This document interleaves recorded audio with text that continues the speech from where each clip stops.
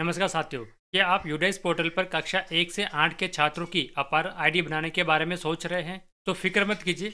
अब आप सीखेंगे कि कक्षा 1 से 8 तक के बच्चों के लिए आसानी से कैसे अपार आईडी आप लोग बना सकते हैं। तो आज की इस वीडियो में आप लोग सीखेंगे कि अपार आईडी जनरेट करने की सही प्रक्रिया क्या है, पीएस और यूपीएस स्कूलों के छात्रों के लिए क्या खास है, और यूडाइस पोर्टल पर अपने स्कूल के डाटा को कैसे अपडेट रख सकते हैं। तो वीडियो को अंत तक देखें और अपने सारे सवालों के जवाब पाएं। इससे पहले यदि आप लोग मेरे चैनल पर नए हैं तो मेरे चैनल को सब्सक्राइब कर लीजिएगा, ताकि यूडाइस पोर्टल से संबंधित आगे आने वाले जो भी ऑनलाइन अपडेट है उसकी जानकारी सबसे पहले आप तक पहुंचती रहे। तो इसके लिए सबसे पहले आप लोगों को यूडाइस पोर्टल पर लॉगिन हो जाना है, और लॉगिन हो जाने के बाद में इस तरह का पेज यहाँ पर ओपन हो जाएगा। अब देखिए, अपार आईडी बनाने से पहले मैं आप लोगों को अपार आईडी के बारे में कुछ सामान्य जानकारी दे देता हूँ। अपार आईडी की फुल फॉर्म होती है automated permanent academic account registry. ये अपार आईडी की फुल फॉर्म है, और ये भारत सरकार की योजना है कि भारत के अंदर जितने भी विद्यार्थी है सभी विद्यार्थियों की एक यूनिक आईडी होगी, जिसको हम लोग बोलते हैं अपार आईडी। अपार आईडी भी आधार कार्ड के जैसे ही एक नंबर होगा, जिसमें स्टूडेंट की स्कूल से संबंधित सारी जानकारी होगी, जैसे उसका रिजल्ट होगा, उसने कौन कौन सी एक्टिविटी में भाग लिया है, और भी जो उस बच्चे की जानकारी है वो सारी जानकारी आप लोगों को अपार आईडी से मिल जाएगी। और ये जो अपार आईडी है आगे उसके भविष्य तक चलने वाली है, यानी कि जब तक ये एजुकेशन से जुड़ा रहेगा बच्चा, तब तक अपार आईडी उसके काम में आती है। जैसे कि आजकल चल रही है कॉलेज के अंदर ABC आईडी चल रही है, उसी तरह से यहाँ पर भारत सरकार ने बच्चों के लिए अपार आईडी जनरेट करने के लिए कहा गया है। तो इसके वजह से दिशा निर्देश भी जारी हो चुके हैं, और पहले ये कक्षा 9 से 12 तक के बच्चों को लिए ही स्टार्ट हुई थी योजना, लेकिन अब 1 से 8 तक के बच्चों को भी अपार आईडी जनरेट करने का ऑर्डर जारी हो चुका है। अपार आईडी से संबंधित और भी आप लोग अधिक जानकारी चाहते हैं तो मैंने इस पर एक फुल डिटेल वीडियो गाइडलाइन की वीडियो बना रखी है। आप लोग चाहे तो मेरे चैनल पर जाकर उस वीडियो को देख सकते हैं। इस वीडियो के लास्ट में भी आपको उसका लिंक मिल जाएगा, आप लोग उस पर क्लिक कर अपार आईडी से संबंधित और भी पूरी जानकारी प्राप्त कर सकते हैं।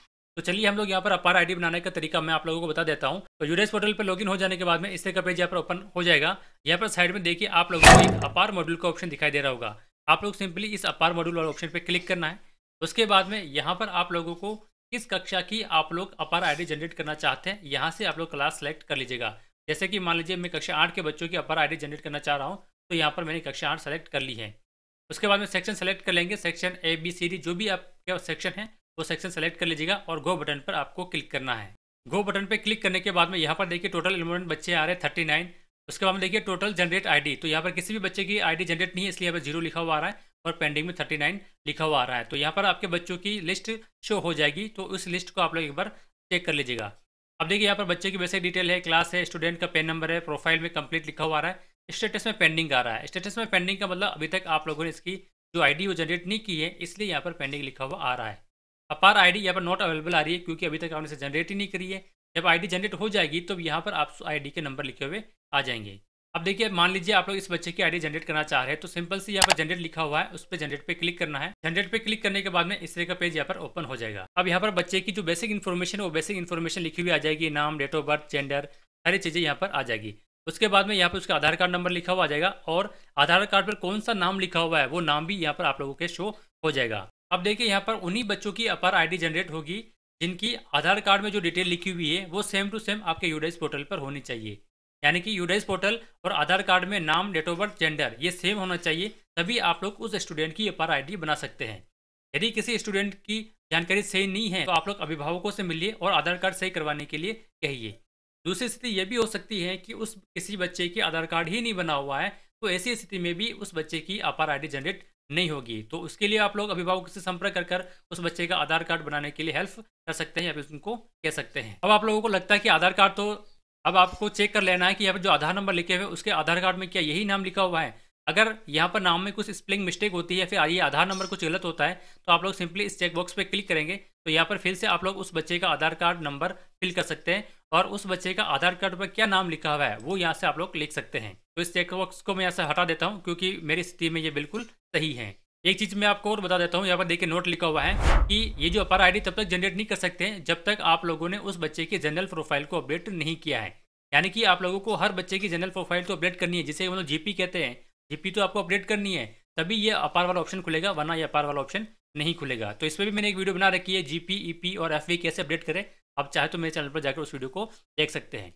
हम लोग यहाँ पर नीचे चलते हैं। अब यहाँ पर एक इंपॉर्टेंट जानकारी मैं आप लोगों को दे देता हूँ कि आप लोगों से अभिभावकों से एक सहमति पत्र लेना होगा। तो देखिए आपके स्क्रीन पर अपर आईडी बनवाने के लिए विद्यार्थी के माता पिता या फिर कानूनी अभिभावक से सहमति का जो सहमति पत्र का जो प्रारूफ है, ये फॉर्मेट आपके स्क्रीन पर यहाँ पर दिखाई दे रहा होगा। ये फॉर्मेट आप लोगों को हर विद्यार्थी को देना है और उनके अभिभावकों से भरवाकर वापस आप लोगों को मंगवाना है, जिसमें कि विद्यालय का नाम, यहाँ पर उसके पिता का नाम आ जाएगा, उससे क्या संबंध है वो आ जाएगा, है ना।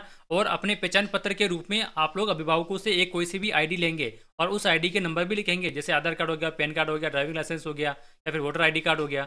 इन 4-5 चीज़ों में से कोई सी भी एक आईडी आपको लेनी है और उसके नंबर आप लोगों को यहाँ पर फिल करना है। ये नंबर आपको ऑनलाइन भी फिल करने होंगे, जो कि मैं आपको अभी आगे बताऊंगा। तो ये प्रारूफ है, तो ये फॉर्मेट है, आप लोग इस फॉर्मेट को प्रिंट आउट निकलवा सकते हैं। इस वीडियो के डिस्क्रिप्शन बॉक्स में इस पीडीएफ का लिंक मिल जाएगा, वहाँ से आप उसको डाउनलोड करके प्रिंट आउट निकाल सकते हैं और अभिभावकों से भरवाने के बाद में आप लोग उसको अपने रिकॉर्ड में भी रखना होगा।